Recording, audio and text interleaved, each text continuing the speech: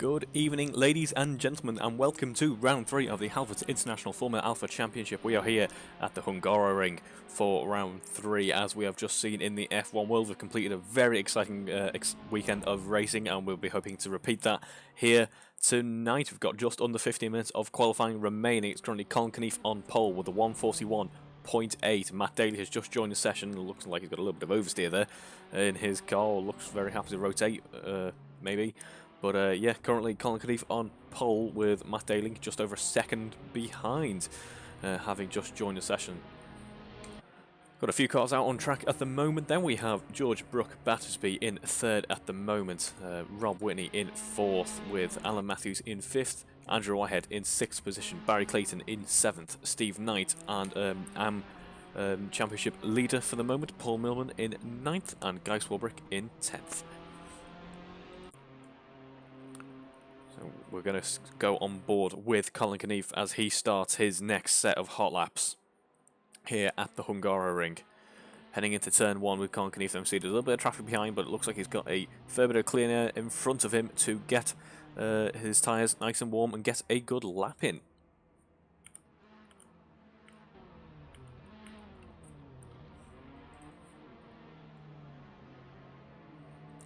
We head down the sweeping left-hand curve. Quite a lot of altitude in that corner, really can upset the car a little bit. It's quite a technical track this year. Only real overtaking opportunities happen towards either the very end or the very start of the lap. Obviously these cars being quite small and not having that much error on them, everywhere can be an overtaking opportunity if you're brave enough. But yeah, especially Sector 2, that's really quite a technical part of the track. Barry Clayton improves his time there with a 1:46. He takes 5th position.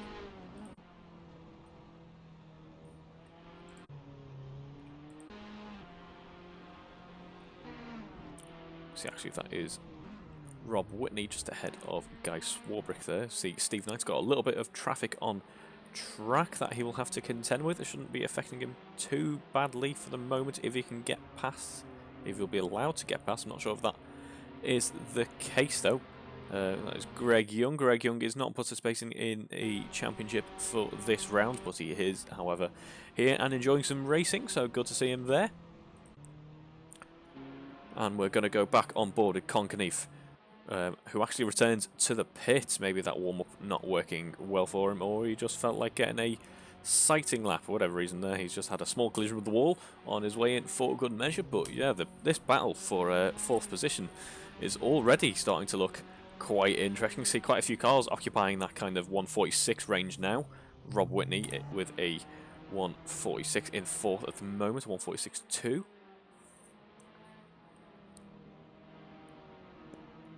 Unfortunately, some of, as is so typical now of the Formula Alpha Championship, it appears the timing graphics aren't showing me deltas as they should be, which is hopefully going to be resolved either at some point within this session or before the race begins. We see Rob Whitney just going a little bit wide there. Probably lost a little bit of time, a little bit more than he would have wanted. We're on board with Matt Daly then. He's trying to push his time further down in order to take pole position away from Colin Knief. Alex Smith, Colin Knief's current title rival for the moment. Matt Daly having missed a round, unfortunately for him, sees him currently in 2nd. So well done to Alex. So far into the season, we have 12 rounds, I believe, and we are a quarter of the way in by the end of this weekend. I have to say, it's gone very quickly indeed. I've really enjoyed the second half of the year's running so far. We'll stay on board with Matt Daly for this lap then. He's just completed his warm-up and will be ready to try and set a hot lap. Alex Smith will be enjoying a little bit of a tow on the start-finish straight there. The start-finish straight will feel quite long in these 1.4 multi-air powered Tartus cars. However, he won't be wanting much of that tow as he heads through the corners. It won't be helping him too much. He should still be able to get a competitive lap in nonetheless. You see George Battersby actually just dealing with traffic on his own there as Andrew Whitehead improves to take a 1:45, pardon me, a 1:46.4. Yeah, Matt Daly's car looking very, very happy to rotate in. It must be running quite an aggressive setup in its open setup championship. And that is looking really actually quite exciting to watch. The car looks quite fun almost. I imagine it's not particularly fun from the cockpit if the back end's trying to hang out a bit, but it looks great from here.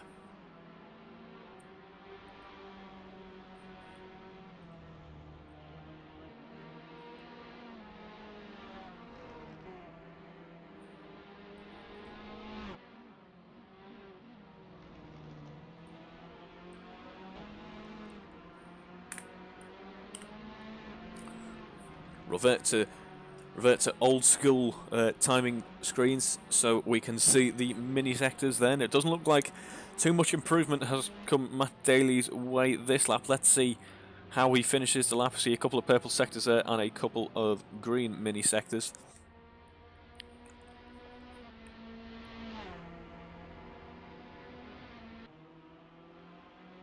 And he doesn't improve on this lap. So with just under 10 minutes to go, Matt Daly maybe left scratching his head just a little bit as Will Harper has joined the session and sets himself a very nice lap there to take 5th for the moment. Rob Whitney behind, though, is finding a good bit of improvement on the lap, as is Colin Knief, though, in a couple of mini sectors. Still on pole at the moment with that 141.8. It's been unchallenged so far. This is a 25-minute quali session, and we have just over 7 minutes remaining to get a hot lap underway. See a couple of purple mini sectors coming that way, but it looked like maybe carrying a bit too much speed or upset the car ever so slightly because he ran quite wide through turn 13 there. However, he will be finishing his lap in just a moment. And that is not an improvement for Colin Knief then. He's reasonably comfortable for now. We'll be seeing how his rivals challenge him in the final few minutes of the session, though. George Brook Battersby running very nicely indeed. Still with that same lap that got him 3rd position. That is keeping him there for the moment.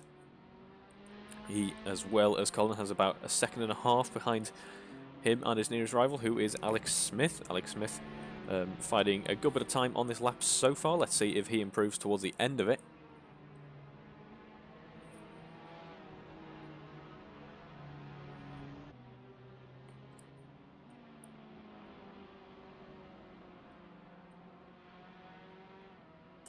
Heading round the final corner then, Alex Smith. Will he find time? It looks like Sector 3 didn't go exactly his way and he doesn't improve on that lap. So the order at the top hasn't changed that much in the final few minutes of this session. Let's see what they can do as we get nearer and nearer to the actual racing part of the weekend.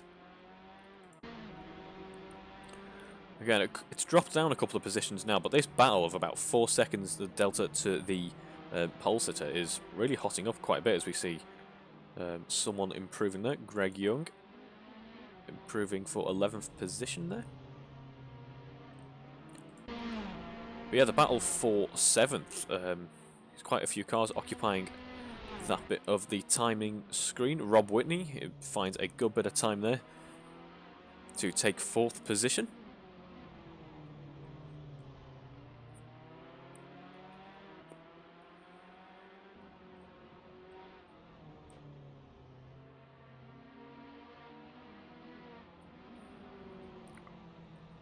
Rob Whitney's actually just started this lap with a few green and purple sectors. So if he can carry this momentum forward, he could find himself even more time and put himself nicely at the pointy end of the grid.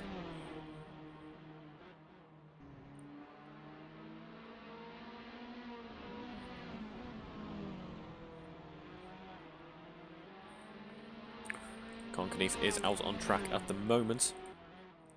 Rob Whitney actually dealing with just a little bit of traffic in front. I believe that is the car of Barry Clayton. He's going to have to contend with. May, in fact, put a halt to his charge on this particular lap. Yeah, Matt Daly is on a lap as well. That could be an out lap. Unfortunately, I didn't grab it at the start, so I'm unable to see that. But Colin Knief is trying to find some time there and has just set a purple mini sector and has set another green there. So he's running very nice indeed on this lap. see Rob Whitney, seeing the time screen there, Rob Whitney has been really affected by that traffic in Sector 2 there. It's not the way he would have wanted this lap to have gone with the now under 5 minutes of qualifying remaining.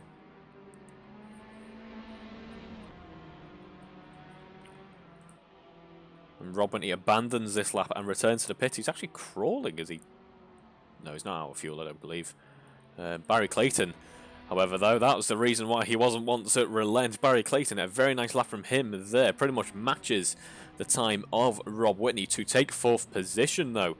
Colin Knief has just set a new fastest lap. Unfortunately, we missed that just at the end. A 1:41.7 for Colin, extending his lead out in pole just about by a 1/10 of a second. Very nice job by Colin there.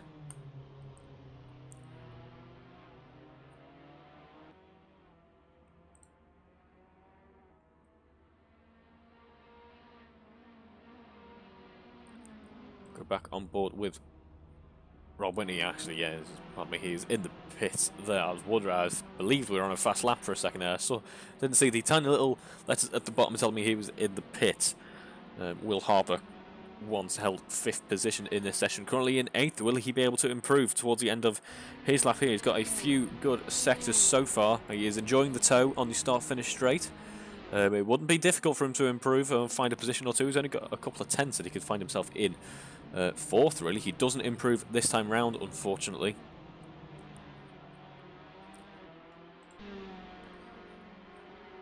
On board then with Matt Daly, who is, unfortunately for him, so far unable to bring a real challenge towards Colin Knief. Colin Knief so far in this championship has been electric, it must be said, as Matt Daly uses a lot of curb there, heading through turn 2.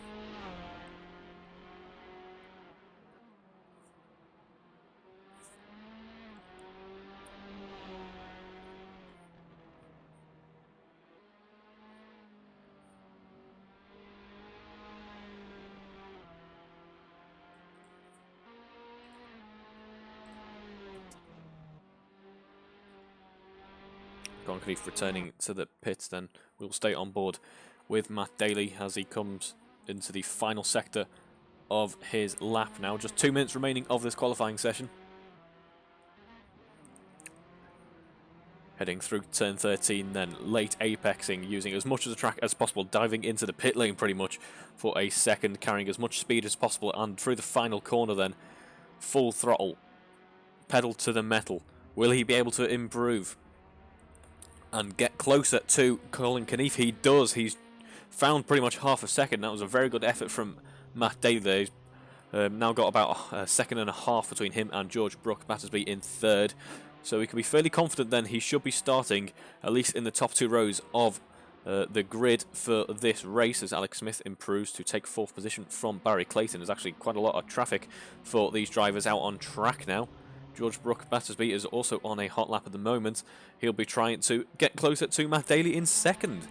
Will he be able to find a second and a half? I'm not entirely sure. We have just over a minute of this session remaining then, so the drivers are thinking about their final charges towards the front of the grid for this race weekend.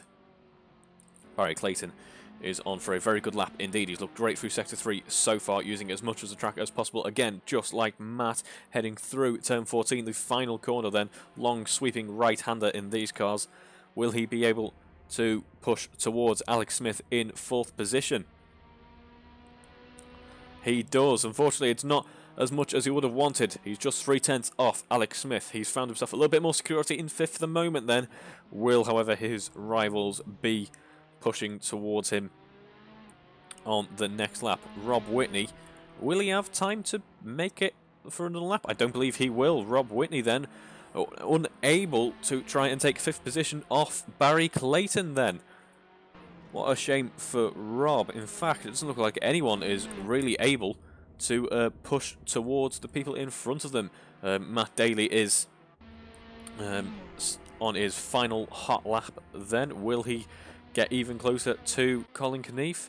He doesn't, unfortunately, on this occasion, and secures himself a 2nd position. George Brook Battersby taking 3rd. Colin Knief obviously on pole for the moment. Alex Smith in 4th. Barry Clayton in 5th. Rob Whitney in 6th. Andrew Whitehead in 7th. Will Harper in 8th. Alan Matthews in 9th. Paul Milman in 10th. Steve Knight in 11th, Greg Young in 12th, and Guy Swarbrick in 13th. Yeah, people leaving the session then, so I'll just quickly get the rundown in before we head into the racing action. I hope you enjoyed that qualifying session. We'll be with you in just a moment, ready for part 1 of the weekend, or really this is part 1 I guess, here at the Hungaroring. See you in just a moment.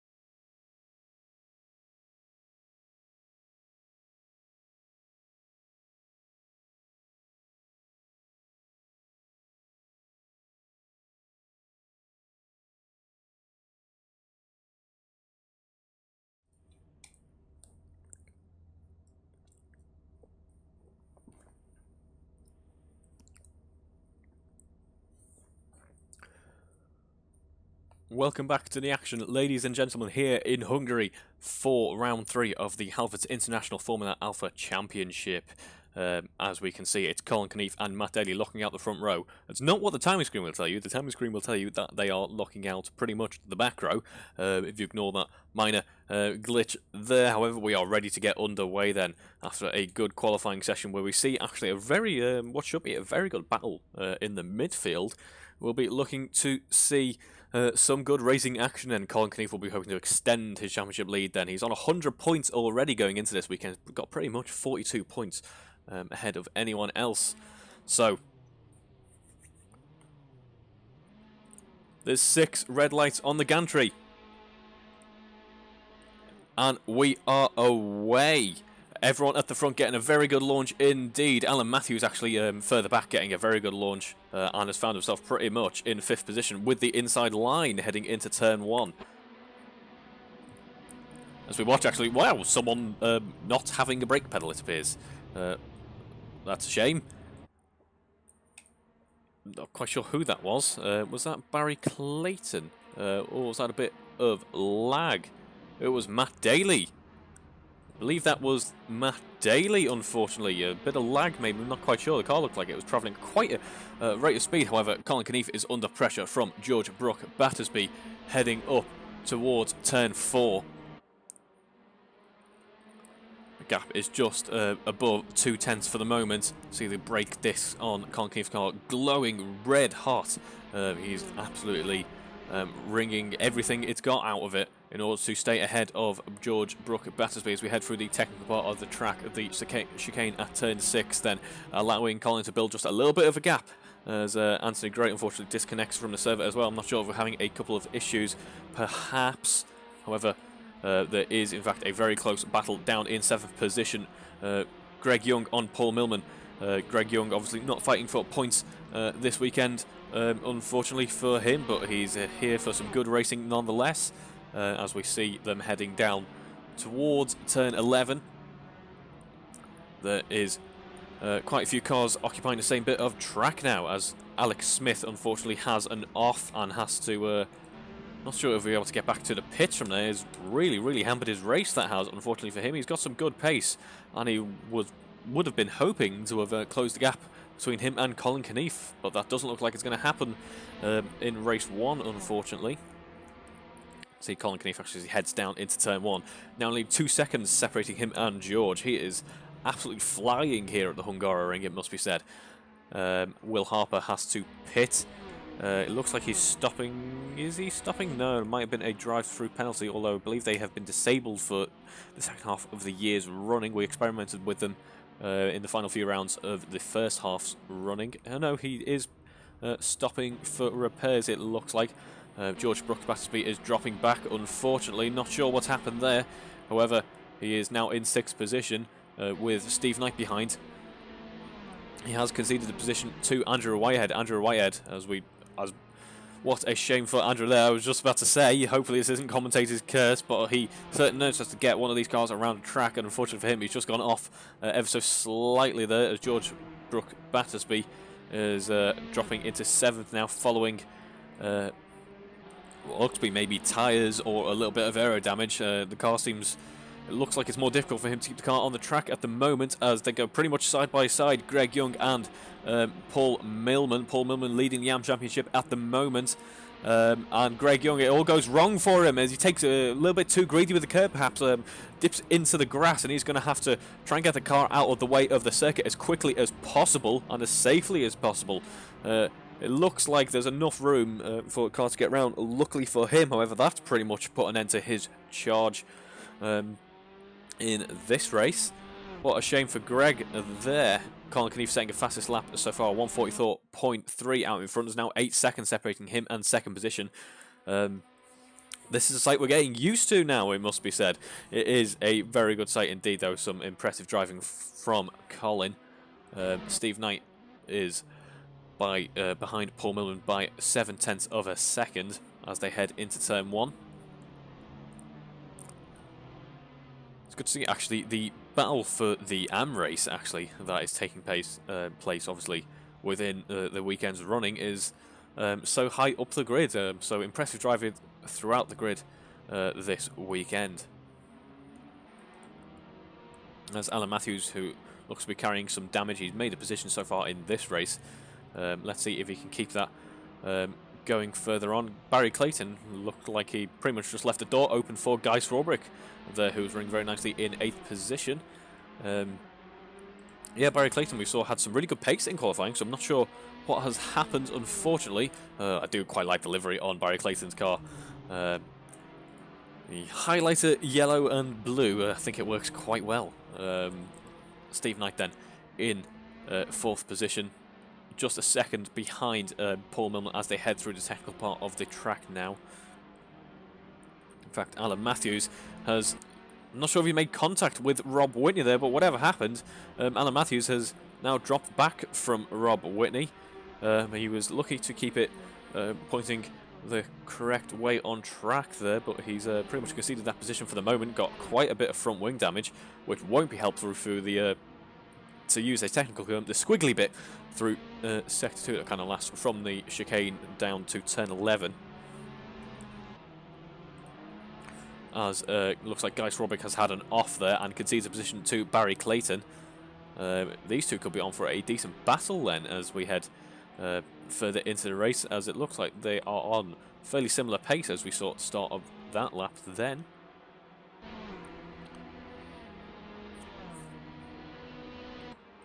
Conkeneath out in front has nearly found 10 seconds on the car behind. He is running in a race of his own now. He's just doing a very, very good job out there.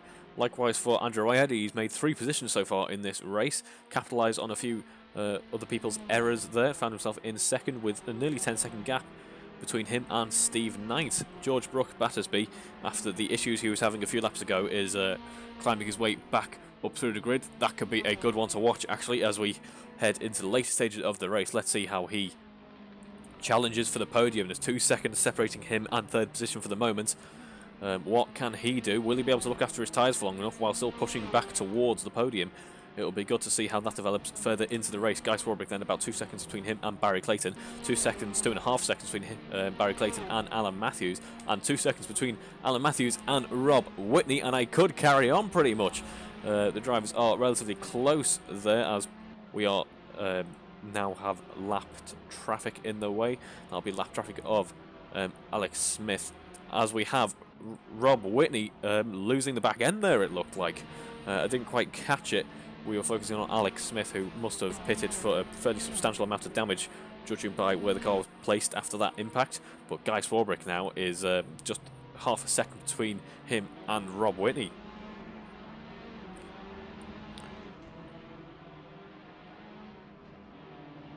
As we have Anthony Gray rejoining the session there, so that must, I'm presuming, be a result of a few technical glitches we were having earlier on, unfortunately. As we see Alex Smith must be struggling to get that car around the track at the moment. We saw him running a very interesting exit out of turn 13. And Rob Whitney in front of Guy Swarbrick is carrying a lot of damage, and Guy Swarbrick will be enjoying the tows. We see the 6 cars pretty much occupying the start-finish straight. Some of that is lapped traffic. But it should add another challenge to this good race for these good drivers. Then it'll be good to see how the battles that are ongoing unfold with the conditions out on track at the moment. As we have a second separating Barry Clayton and Alan Matthews, the fight for 6th position.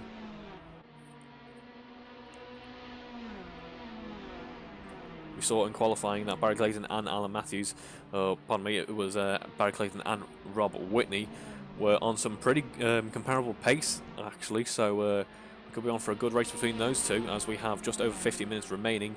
Barry Clayton looks to be right on the gearbox of Alan Matthews. Alan Matthews carrying that front end damage, which won't be helping him through the technical part of the track.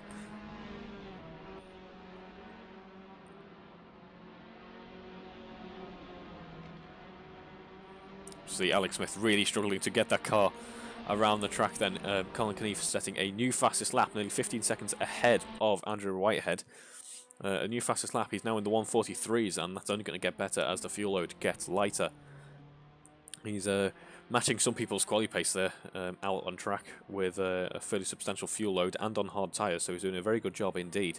Barry Clayton's just about 2/10 between him and Alan Matthews. He does have Alex Smith the company there, but he should concede the position for the moment if he's feeling particularly generous, and it does look like that is the case for the moment. See someone in the background running a ride there. I believe that is Rob Whitney.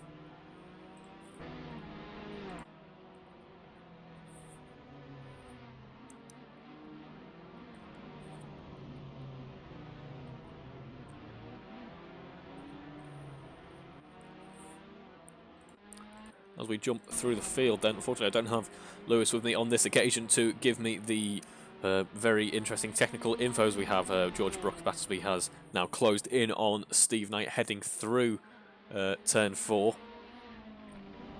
I imagine he'll be putting a lot of pressure on Steve Knight ahead of him as they head through the start of Sector 3. Those sweeping, well not, I suppose they're not really sweeping, they're just, no, they're quite, let's say the medium speed corners. They're very, it's an odd part of the track that it certainly is a challenge for the drivers.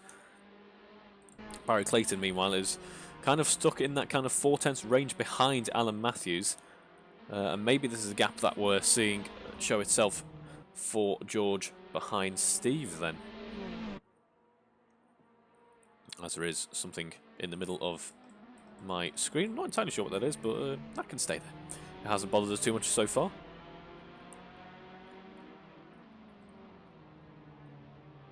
See George sweeping in on the inside of the corner there, probably getting the better exit. Steve Knight defends very, very aggressively indeed. Steve Knight getting his elbows out and saying, no, this podium is for me. I'm not ready to give it up just yet. And on the start-finish straight, George Brooke Battersby will be behind again. Just for the moment. He will enjoy the tail, however, and if he's brave, he might try something into turn 1.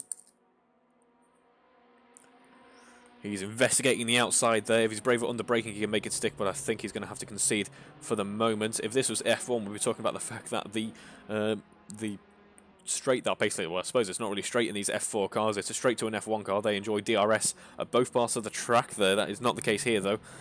We like to make our overtakes authentic here at the International Formula Alpha Championship as Barry Clayton gets past Alan Matthews.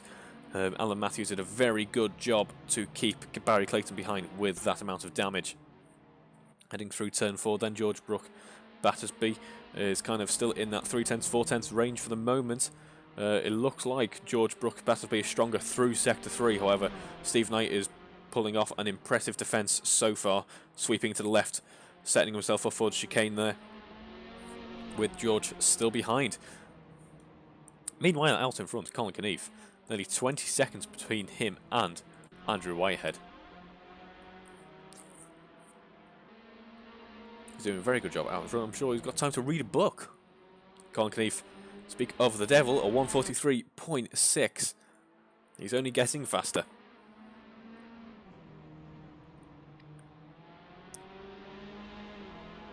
Yeah, I'd say George's car's looking more composed as we enter Sector 3 now. But he's just, unfortunately, Hungaroring. Never mind, I was just about to say, it doesn't look like he's going to be able to get past without a fight because this is quite a narrow and difficult track to overtake on. However, Steve Knight, unfortunately, just made a bit of a miscalculation on the throttle there and has conceded the position to George. He hasn't lost out too much, he's still got 4th, however, he does now have Paul Millman behind, just 2.5 seconds separating him and Paul now. Yeah, on the exit of turn 13, just misjudged the throttle and gave way to George.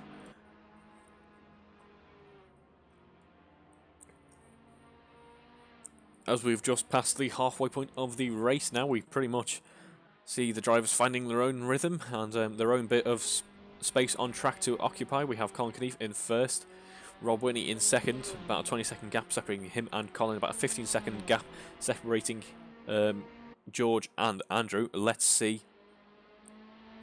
Now that George has a bit of clean air, let's see if he can put a dent into that delta.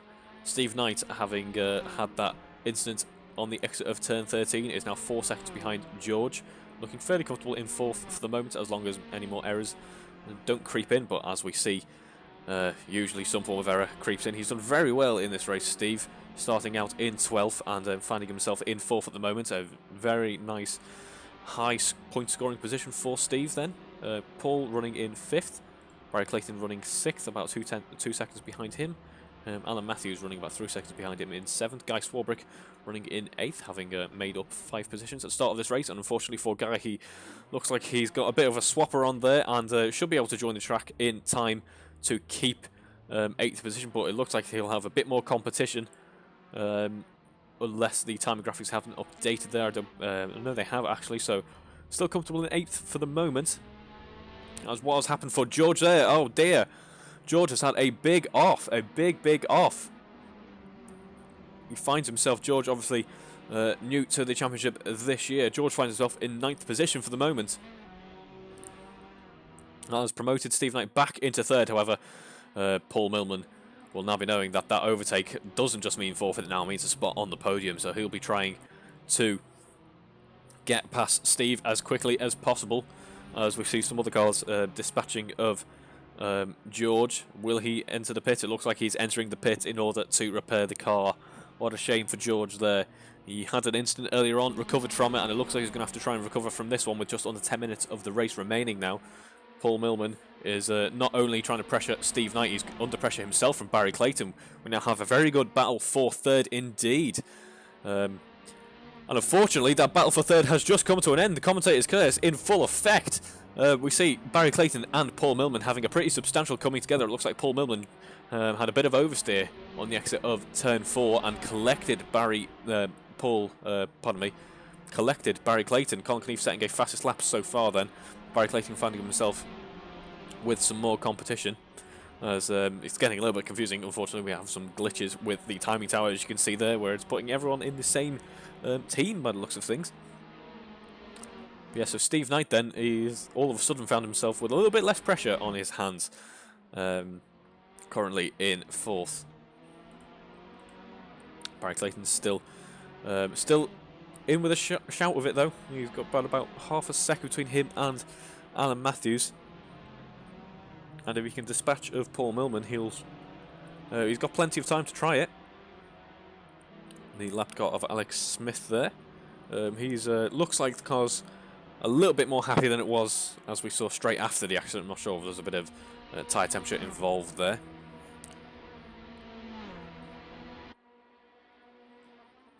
But yeah, everyone running on the hard tyres in this race. Usually I'd rely on my co-commentator Lewis, who unfortunately can't make it to this evening's running. So I've got to do the old school method and click through. Barry Clayton's now about a 10th between him and Alan Matthews. They're going to be side by side heading into turn 2. Who is going to carry more speed? It looks like it's going to be Alan Matthews just for the moment. Barry was brave around the outside, trying to see if he could make the move stick. It doesn't look like it is to be, though. However, turn 4, though, if you're brave through turn 4, you can find yourself ahead of your competition. It does look to be the case there. Alex Smith running quite wide there, still obviously suffering with a little bit of damage. Barry Clayton once again hanging it round the outside, looking for any tarmac that he can use to get past.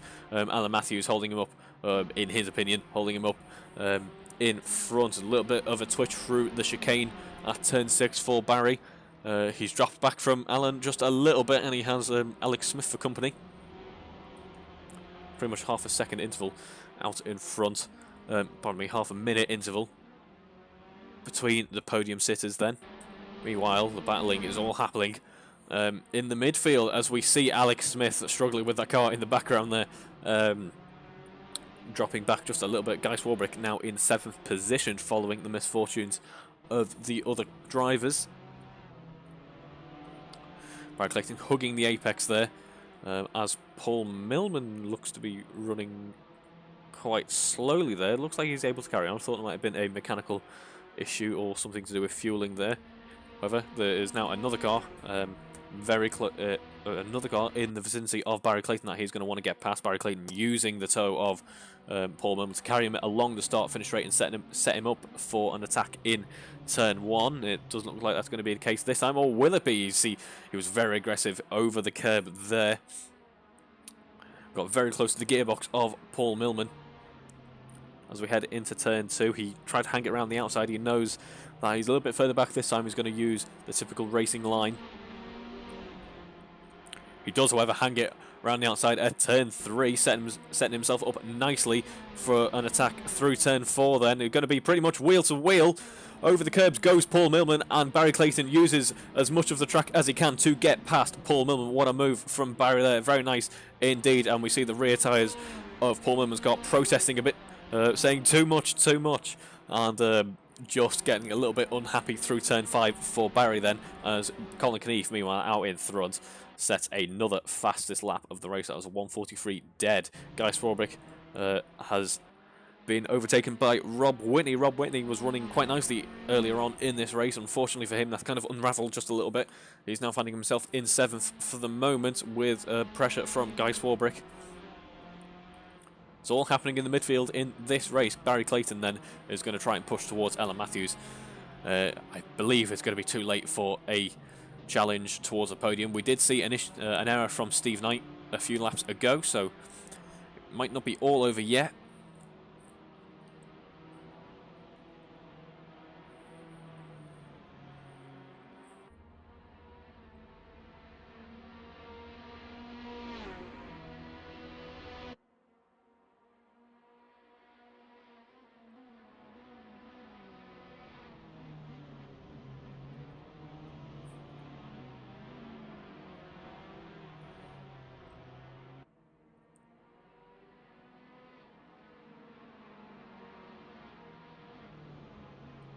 As we have actually, I've just noticed Matt Daly out on track on the soft, so I believe he's just using this as a bit of a practice session. Of course, it will help him as we head into the reverse grid race. He'll be a little bit too far out. Ideally, he'd find himself in 10th position or something. Colin Knief setting another fastest lap. Barry Clayton is now just half a second behind Alan Matthews. But yes, for the reverse grid, he could, if he can get himself up into 10th somehow, for example, set himself up very nicely. He's learning tractors a little bit more at the moment, and will be out of position for the reverse grid, potentially. I believe he's too many laps down there. I believe he joined after a few minutes, though.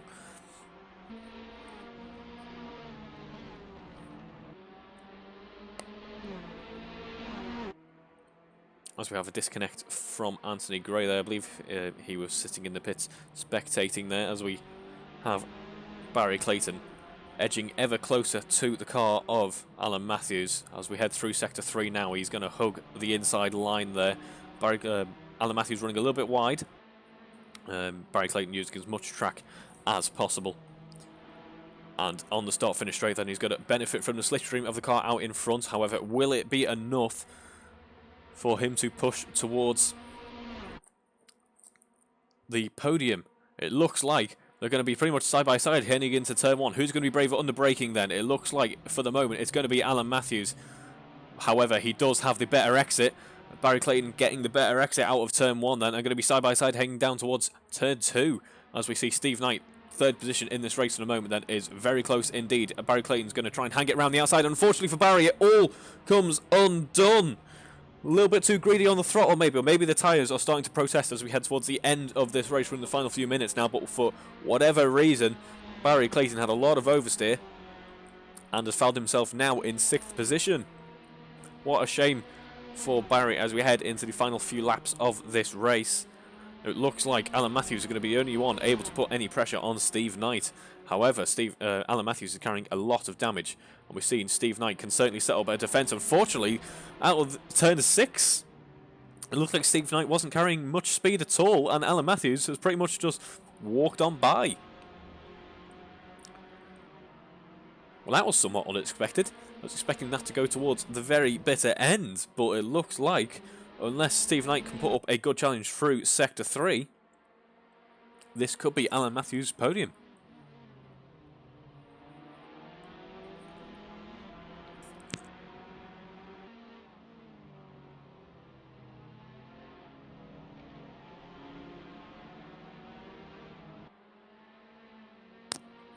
However, as we have seen so far in this race, and so far throughout this year's running, one tiny mistake can soon ruin an entire race, and can turn a race on its head.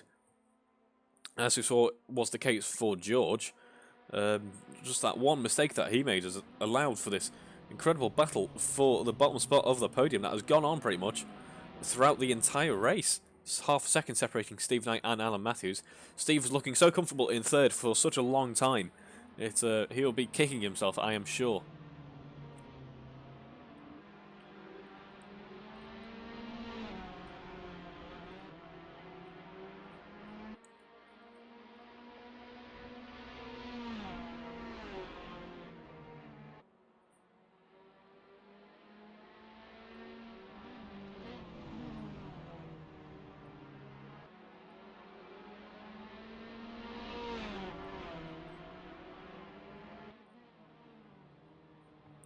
This is where it all went wrong for Steve on the previous lap then. It looked to be a better run for him this time. It's just so easy to make a mistake in Sector 2 on this circuit as Matt Daly disconnects then.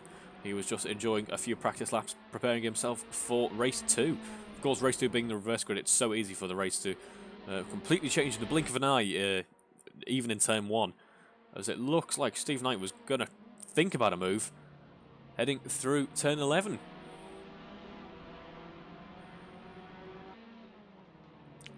My apologies, that was Turn 12. As Alan Matthews, very, very lucky to keep it facing the right direction there. However, he's going to make contact with Steve Knight and find a wall. What a shame for Steve Knight. Oh, that's going to be... Oh, dear, what a shame. Oh. Yeah, lots of unsafe re-entry-ish sort of things. But then I suppose you're not going to be able to see anything, really, when you're in that position of track. It's such an odd place to find yourself parked. Yeah, as I was saying, just one little mistake can soon turn your race on its head, and that has been the case for Alan Matthews. Enjoying third position for a couple of laps, he's now found himself in 6th. Very lucky, actually, to have been able to carry on as soon as he did, given where the car was positioned. However, Steve Knight, once again, is enjoying third position. Colin Keneath setting a fastest lap as he starts his final lap, the final lap of this race. Colin has some traffic out in front of him. But he hasn't had much screen time tonight because there's just been no need. It's just been a quiet Sunday drive for Colin Keneath out in front. I say a quiet Sunday drive. He has been consistently fastest man on track the entire night. Likewise for Andrew Whitehead, done a very good job. It's just a nice calm race, which is sometimes all that you need for a good points haul, and that has been the case for Andrew Whitehead. Steve Knight has not been a nice quiet race for him. However, he is so far enjoying third position. Let's see if Paul Millman has a miracle lap and can challenge him. Head to the end as some lap traffic gets out of the way for Colin Keneath, who is now starting the tricky Sector 2. And it looks like Paul Millman is actually lapping quite nicely indeed behind Steve Knight. There's now just half a second separating them. Steve Knight looks to be going quite slow on track at the moment. Paul Millman could yet, as we saw earlier on in the race, find himself in the podium spots as they start their final lap of the race. Is going to be half a second separating them. Paul Millman, current AM Championship leader.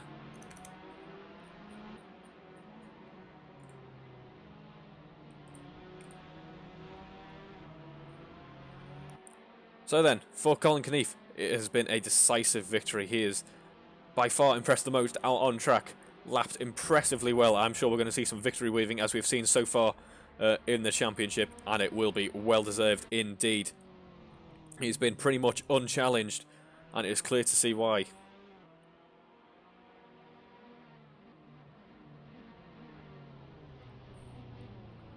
Well done to Colin for victory at race 1 here in Hungary.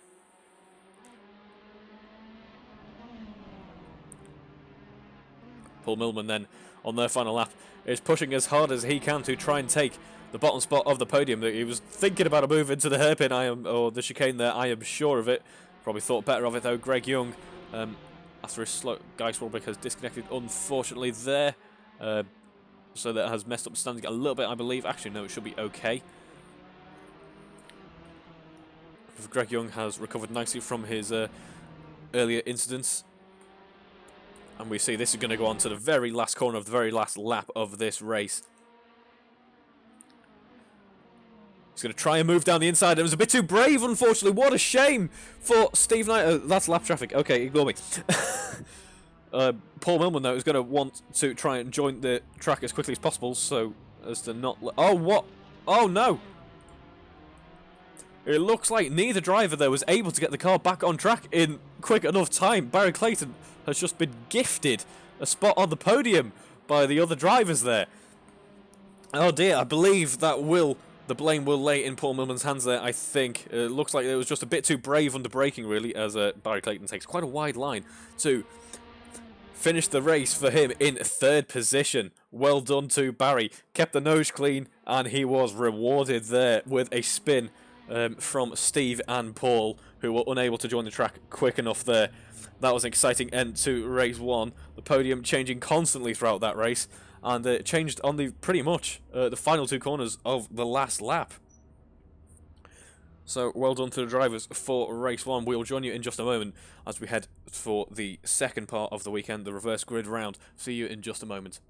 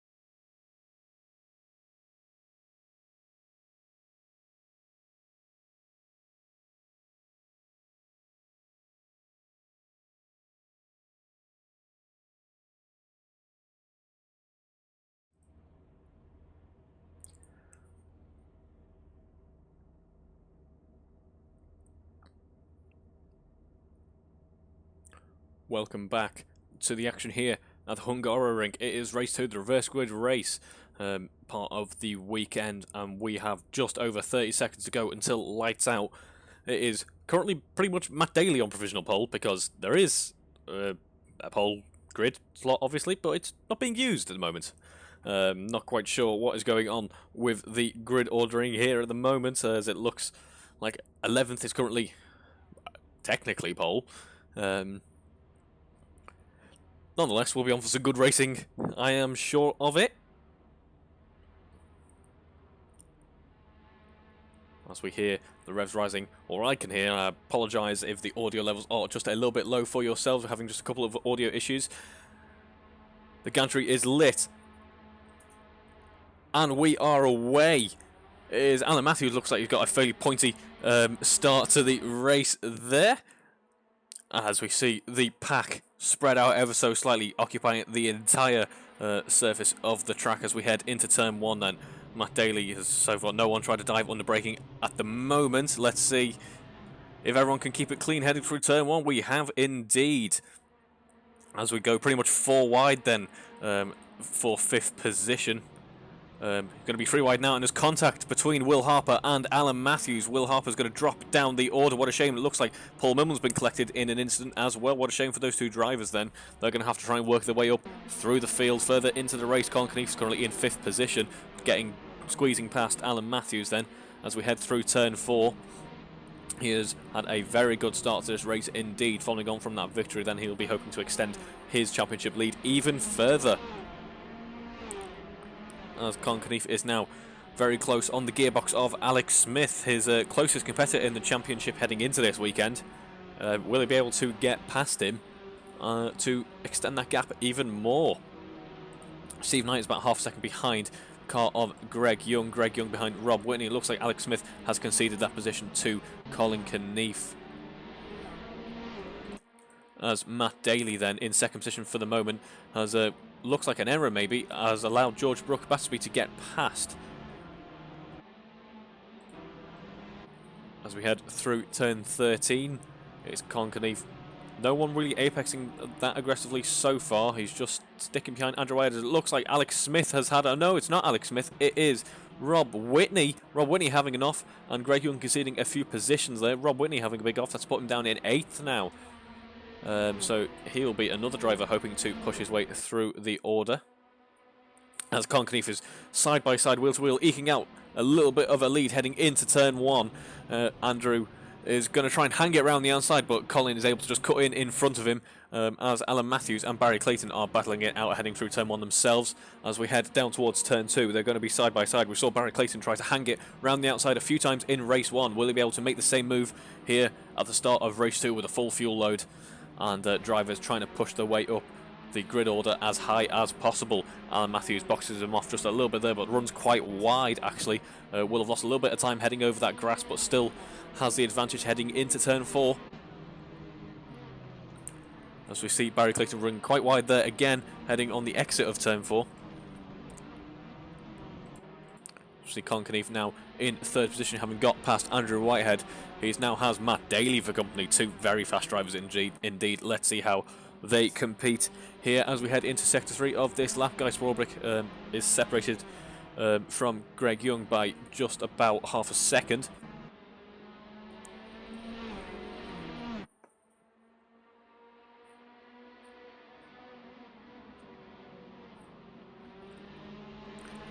You see Colin Keefe is able to carry so much more speed, it looks like, than Matt Daly through that corner. Maybe it's not the kindest thing on the tyres.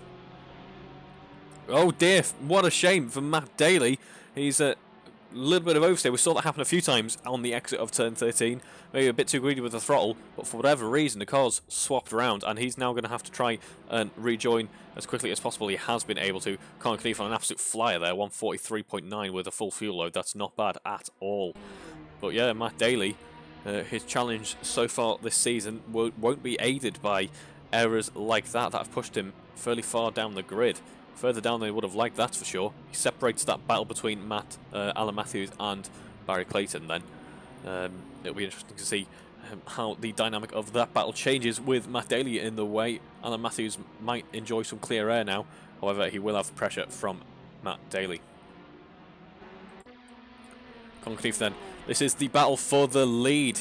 It came very quick indeed. We have still over 20 minutes of this race remaining, and Colin Keith is already challenging for the lead. However, he is challenging George Brook Battersby, who we've seen on so many occasions so far is by no means a slow driver. As we head through the chicane then, can't expect any moves to be attempted through here. Let's see how brave the drivers are maybe though, you never know.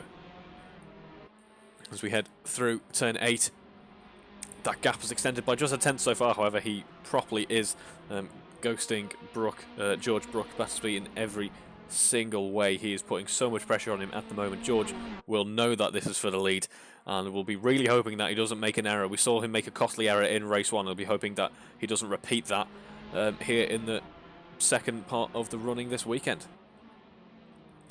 As Colin Keith tries to hang it round the outside into turn 13. It was never going to stick, I don't think. There, George was just a little bit too comfortable on the inside line, and he would have had to have tried something brave on the exit, and that's not what you want to do, as we've seen from some drivers so far, as Matt Daly is putting pressure on Alan Matthews at that part of the circuit himself. Colin Keith then, he was enjoying the slipstream of George Brook Battersby. They're going to be side by side. He's going to edge out in front just a little bit. Will he be able to take the inside line? He does indeed. Textbook move on the start-finish straight, really, and he kind of secured it under braking into turn 1 then. There's now about half a second separating him and George, unless George can set himself up for a challenge on this lap. It looks like it could be going Colin Keith's way yet again here in Hungary. As Matt Daly, that 2/10 delta staying pretty much the same as it did at the start of the lap and the end of the previous lap. Alan Matthews defending for his life. However, Matt Daly has found a way on the exit, and we will have the inside line through turn 4, that crucial inside line. Unless you're very brave, it isn't going to help, but Matt Daly sweeps over to the right-hand side of the circuit and blocks Alan Matthews to take 5th position. He'll be trying to push his way onto the podium as quickly as possible, and he has Alex Smith out in front. Alex Smith himself not a slow driver, currently second in the championship standings, and Andrew Ayad certainly knows how to get one of these cars around a circuit, occupying 3rd position for the moment. So the battle for 6th position rather is back on again between Alan Matthews and Barry Clayton. These two certainly know how to race each other. This time Alan Matthews had the advantage, as does Barry Clayton, of having no damage this time, which is always helpful in your race car. To have fully working aerodynamics, etc.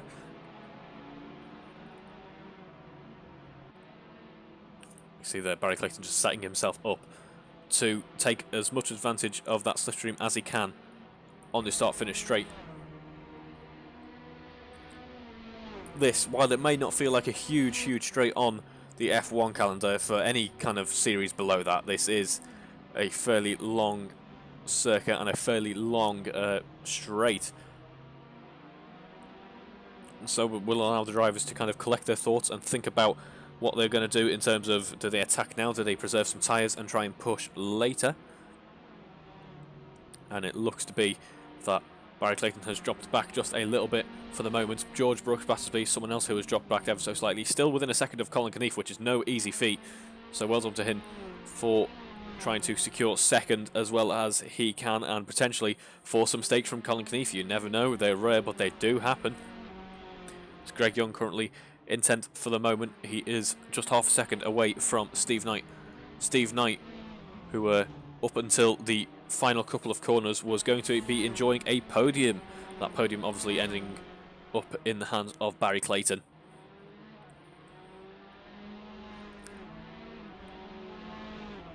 See, Greg Young is apparently in a Alfa Giulietta TCR there. I can confirm he is not. You can use your eyes to tell that one. But yeah, Greg Young obviously on an invitational pretty much here the race weekend, enjoying some good racing action. Good to see him here. He's a very good driver indeed. So yeah, he doesn't have the correct graphic just for the moment. I'm sure we'll get that sorted though in the near future. Colin Keith setting the fastest lap of the race so far at 1:43.5 as Greg Young is putting some pressure on Steve Knight as we start another lap. Steve Knight trying to make his Tartus, the widest Tartus in all of Christendom, as he heads into turn 14 there. You really can destroy someone's, I don't know, attacking protocol, if you will, if you just make your car as wide as possible, really make the driver behind work to wriggle the way past you. Always good to see a bit of a defensive drive, as we saw here at the Hungaroring in F1 a week ago. Last weekend, obviously, Fernando Alonso with that amazing defensive driving in an Alpine against Lewis Hamilton in a very fast Mercedes, although the Williamses were fast last weekend, actually. Good to see double points from them.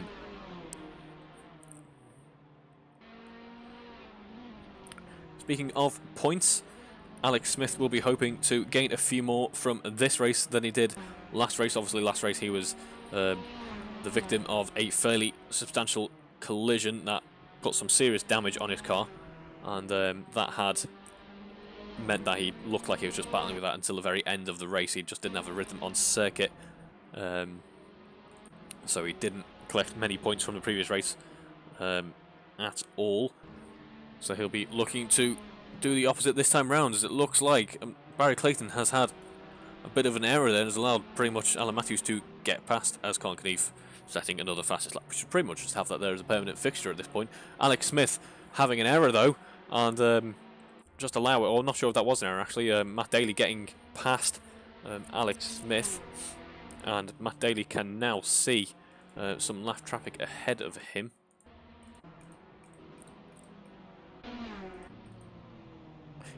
He cannot ignore me. That is the car of Andrew Whitehead.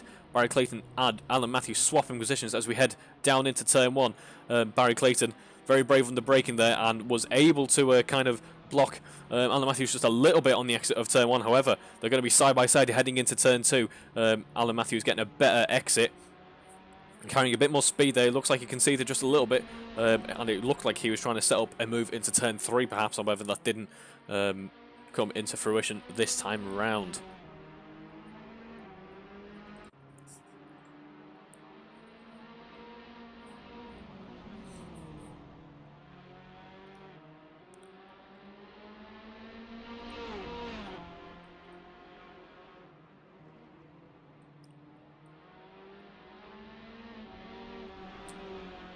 Apologies for the relatively low audio levels as we enjoy the cars heading through the chicane there. As we see Matt Daly now separated from Andrew Whitehead by just half a second. He will be able to rescue something from this weekend potentially, as long as no big collisions come his way.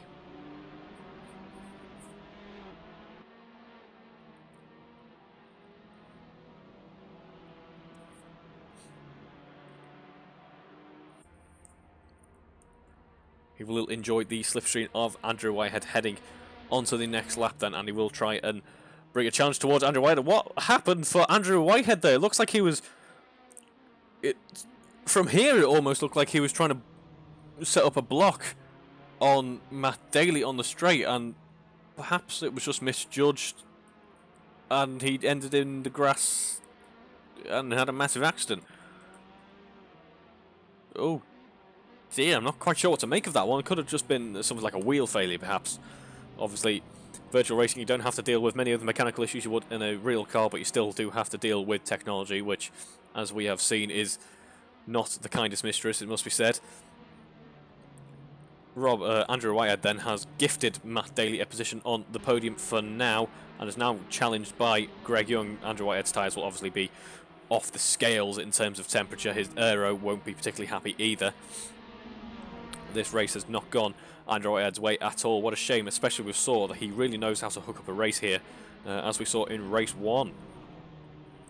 He is now battling to keep the two cars behind him in their respective positions. Steve Knight setting himself up on the inside of the chicane there, thinking about a move. Unfortunately, Andrew Whitehead on the defensive will do a good job indeed, even though his car won't be in the happiest of moods right now, as it looks like Greg Young was thinking about a move up the inside into turn 9.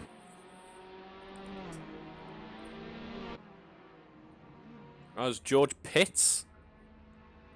George, oh, that may be a bit of damage perhaps, but however, it's going to gift Matt Daly and Alex a spot on the podium for now. That's either damage or he's thinking about an alternate strategy. We'll see what comes of that in just a second. Yeah, George is on the mediums. So George is hoping that he has enough of a pace advantage in the final stages of this race that he can steal back second position at least. We saw George actually found a very good strategy in the last week's touring car race in the Alfa 75s at Donington. He was able to extend his tyres quite well, so I'm sure he'll be trying to repeat that here at the Hungaroring in these F4 cars. As Greg Young is half a second behind Andrew Whitehead still. Andrew Whitehead is going to have a fairly big task ahead of him, keeping Greg Young behind for the remainder of this race. We are past the halfway point, just under 10 minutes remaining now. As we see Greg Young sizing up Andrew Whitehead in front of him as they head through turn 4. Looks like it didn't go Andrew Whitehead's way exactly there. Their exit wouldn't have been as quick as he would have wanted.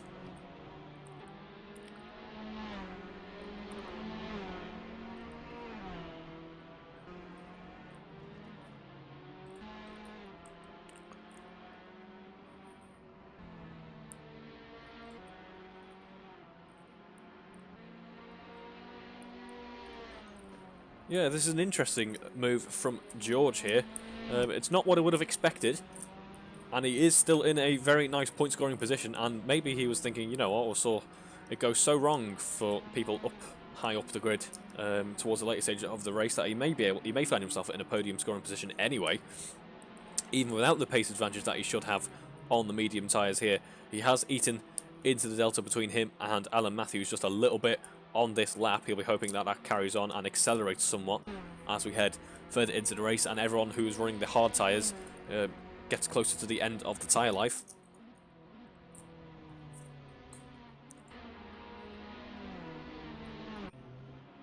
Andrew Whitehead's car will have returned to a bit of normality now. That accident that happened at this point on the circuit, as Greg Young has a bit of a lock-up into turn 1. The tyres will have cooled ever so slightly for Andrew now, so the car will slowly come back to him. However, it still won't be easy to keep Greg Young behind. And as was the case in race 1, we haven't seen much from Colin Keneath so far because he's just been doing a very impressive job out in front. It's two very quick drivers occupying, in fact it's three very quick drivers occupying the podium for now. Alex Smith, currently second in the championship, second to Colin Keneath, who is, as he would in race 1 so far, on for a race win here in race 2.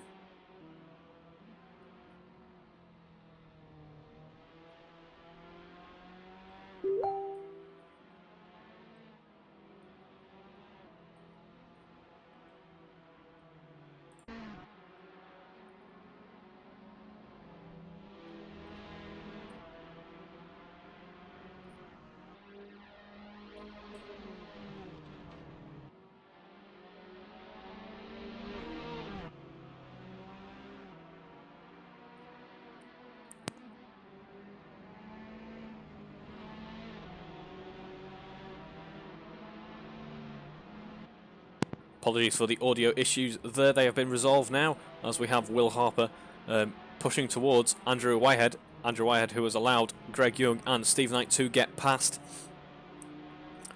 Will Harper will be hoping to salvage some points from this weekend, as the weekend hasn't really gone his way, it must be said, getting involved in a couple of accidents earlier on in the races that have seen him on the bottom end of the grid for now.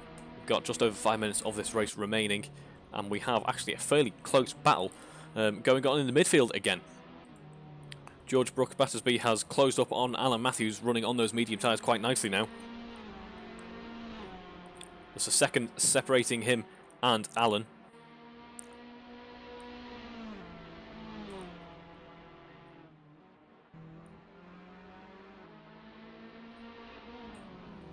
As Greg Young edges closer to Rob Whitney.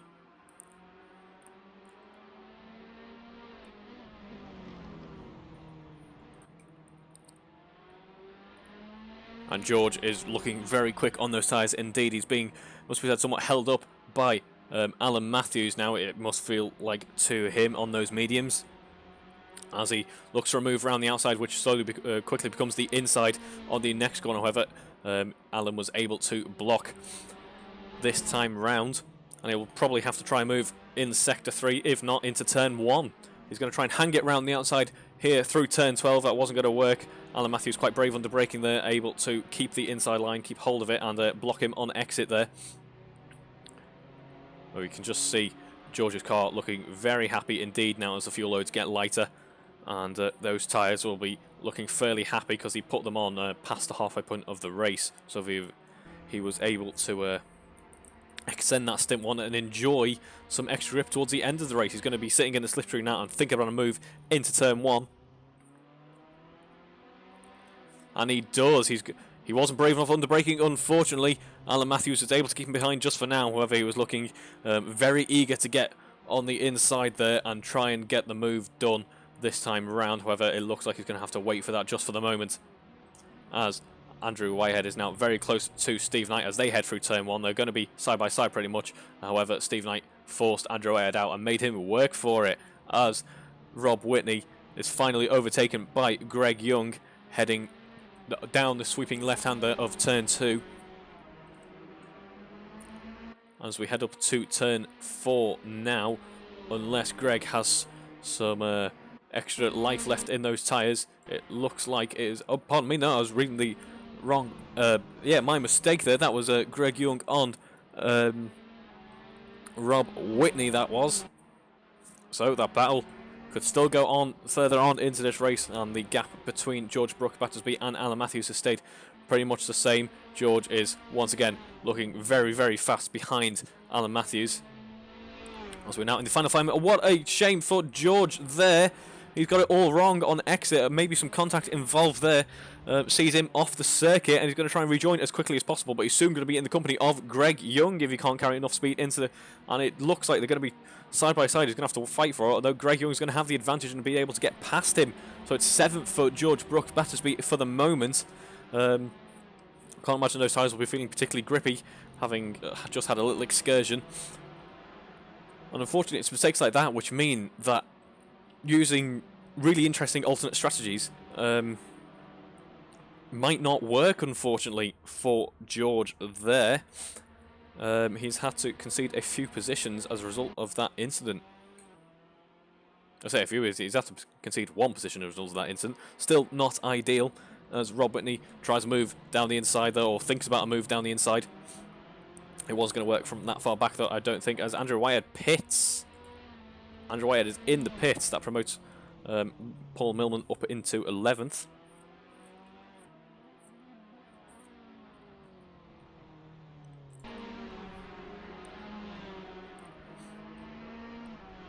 Paul Millman unable to enjoy the lofty heights of P3 in this race, unfortunately for him. He had a fairly good race last time round, and he's going to be fighting for the bottom end of the points in this race so far, as George Battersby gets past Greg Young on those faster medium tyres. In the final few minutes of this race, we're in the final few laps now. It looks like George is pretty much going to be on the defensive, and still taking home a good number of points, however not as many as he believes, and he does deserve. What a shame that that incident kind of ruined his charge towards the top end of the grid.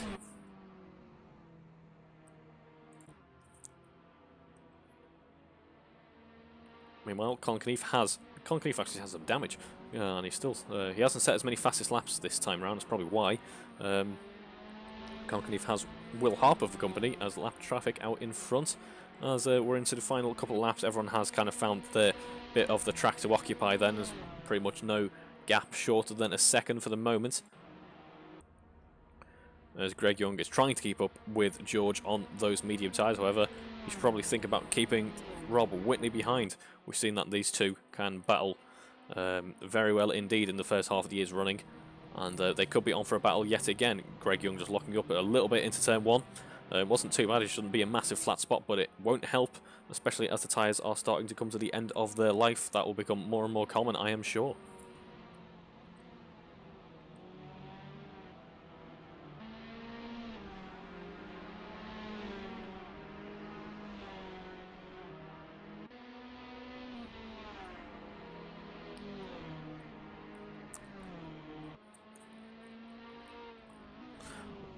as Greg Young has quite the moment there. He was very lucky to keep it on track. A lot of oversteer. Those tyres probably coming to the end of their life, and he's now going to have Rob Whitney for company. And Rob Whitney is able to get past, actually, on the exit of turn 5. Yeah, it looks like the rears are starting to get slightly uncomfortable on Greg Young's car, and he now has Steve Knight for company. If he is unable to get past Rob Whitney, and yeah, once again the car got quite unsettled, and once again very lucky to keep it out of a wall. Greg Young now in 9th position with Will Harper for company. Will Harper be able to get past in time? It doesn't look like he will. He's going to have to fight for it. As we head down into turn 12, they're going to be pretty much side by side. Will Harper able to get past though, and it is Greg Young all of a sudden. He was fighting for 6th position. He's now fighting to stay in the points, all within the space of a couple of laps.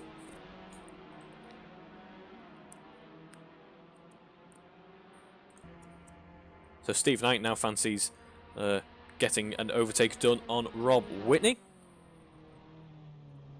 There's about a second separating them for the moment, and we're on the penultimate lap, so he's going to have to work hard for it, but don't count out an error. We saw in race 1 just how late the errors can come and how consequential they can be.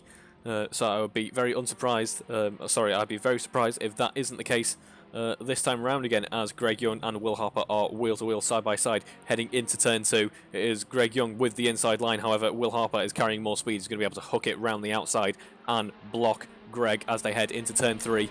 Will Harper is going to be under a lot of pressure from Greg as they head into turn 4 though, and they're going to be side by side. Greg Young getting the better exit, and as they head through turn 4, it looks like Will Harper actually was able to get past maybe Greg conceding and thinking better of it. It could have gone very wrong indeed. Steve Knight now actually very close to Rob Whitney as they head through the chicane. Less than 2/10 separating them on exit. Steve Knight not getting quite as good of an exit as Rob Whitney though. He does close in on him, however, heading into turn 9. And as they head into sector 3, it could be anyone's game.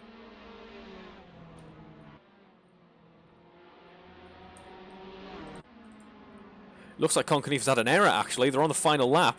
Conkeneve on his final lap, and Matt Daly is only a second behind. So Matt Daly may fancy his chances at victory here if he's lucky. As they head through turn 4 then, that gap has shrunk just a little bit now.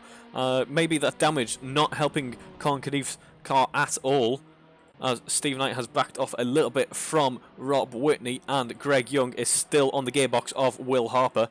Less than half a second separating them now through the chicane. Will Matt Daly be able to get a move done on the final lap? They're heading into sector 3 now. It's pretty much his last couple of overtaking opportunities, unless an error comes in from Colin Conkeneve. Matt Daly is going to have to work for it, but it looks like we could be on for underbraking Matt Daly. They're side by side. He gets a better exit though, heading down towards turn 12. It's Matt Daly in the lead. Will Conkeneve be able to challenge him as we head through the hairpin at turn 12 and the final corner? It doesn't look like that's going to be the case. Matt Daly getting past and getting a little bit of an air gap, a little bit of breathing space between him and Colin Conkeneve. The victory that looks so secure in Colin Conkeve's hands has come undone very quickly indeed. Matt Daly taking the victory on the final lap. He's heading through the final corner now. And he waited patiently. It didn't happen in race 1, but Matt Daly takes race 2 victory from Colin Conkeneve on the final lap. Very well done to both of these drivers for an impressive drive. An impressive drive from Matt Daly, and an impressive drive from Colin Conkeneve for leading for so long. Steve Knight then, less than 2/10 separating him and Rob Whitney. That gap just opened up just a little bit, as they themselves head into turn 12. Steve Knight trying to take the inside there. Looked like that was going to be a bit too far back.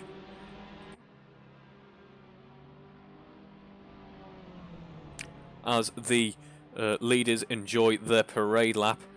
Very, very good effort from those drivers. Second separating 8th and 7th position now. That gap has extended ever so slightly, as it looks like Anne Matthews was enjoying some end of race donuts. Rob Whitney crosses line. Steve Knight behind him in 8th. Greg Young in 9th. Paul Millman rounding out the point scoring positions in 10th.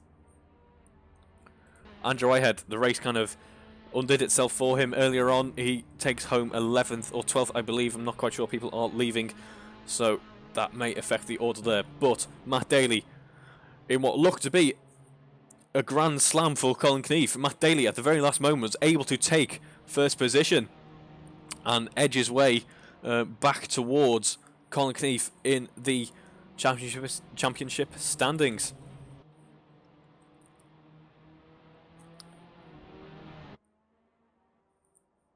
So Hungary certainly did deliver, not only in terms of racing action, but last lap action. This track is a very technical circuit, and it certainly does provide. I've thoroughly enjoyed commentating on tonight's racing. I hope you have enjoyed watching. We will see you in a fortnight's time for round 4 of the Halfords International Formula Alpha Championship. I'll see you soon.